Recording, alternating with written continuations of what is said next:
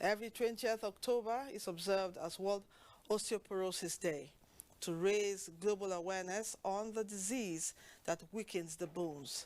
It is reported that osteoporosis is a silent bone disease which often does not have symptoms in the early stage. More worrisome is global statistics that 1 in 3 women and 1 in 5 men aged 50 years and above will suffer an osteoporotic fracture. To throw more light on the subject matter, we have in the studio Dr. Chris Otabo, a medical practitioner. You're welcome to Nationwide. Thank you for having me, Lydia. Now tell us, how much awareness do Nigerians have on this disease? Thank you. Generally, the awareness is very poor. Even in advanced countries, the awareness level is not that high. And that's why the world is celebrating the World Osteoporosis Day. Osteoporosis is derived from 2 words. Okay. Osteo, from Latin, which means bone, and porosis, which means porous. So, okay, in essence, porous bone. And you know, the maximum age bone strength is attained at the age of 30 years. Okay. Yes. Anything from then, the bone strength begins to wane. Okay. And it goes down until old age. Okay. Yes. So the problem with osteoporosis is that the bone becomes prone to fractures. Okay. And like you said in your introduction, there are 2 peaks for post-menopausal women. Okay. The rate of bone loss is faster than the rate at which the bone is formed. And just a little fall will cause a fracture, especially around the wrist, the Colles fracture, and around the hip. Okay. And it can have very severe consequences. Millions of people die every year as a result of, we call it insufficiency fracture, okay, which is fracture from weak bones. Weak bones, yes. Okay.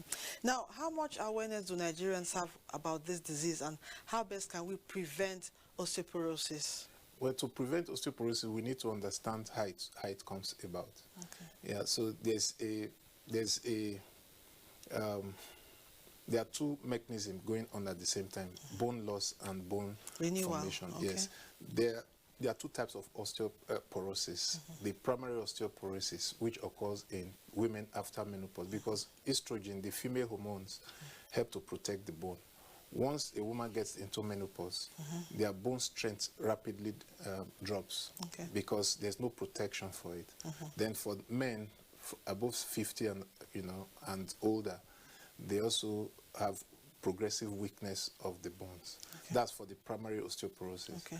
So the way to prevent that is, for women, some people, we have to go to check, okay, to know the state of our bones at any time.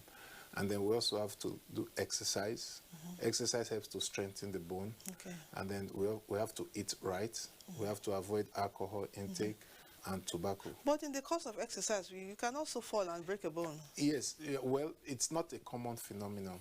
It's only when the osteoporosis has become advanced, that's when fracture can occur from exercise, and except very vigorous exercise. Yes, but generally, exercise is protective. And then diet. The reason why the elderly would have weak bones is because they don't get enough calcium from their intestine. Okay, so how can we get calcium into our bones? What do we eat to make our bones stronger? Yeah, it's not just about what we eat. That's just one aspect of it. Okay, so you also have to prevent loss of calcium from the bone, because there's inflow and outflow of calcium. Okay. If the heart needs more calcium, the body will borrow from the bone. Okay. And that makes the bone weak. Yes, so to eat right, dairy products like milk and cheese and bony fish, leafy vegetables, they are very good source of calcium. But for people, elderly people who cannot eat much, then they can get dietary supplements of these vitamins. Thank you so much for educating us on osteoporosis as we mark the day. Thank you for joining us. Thank you for having me. We've been talking to Dr. Chris Otabo on osteoporosis. Thank you for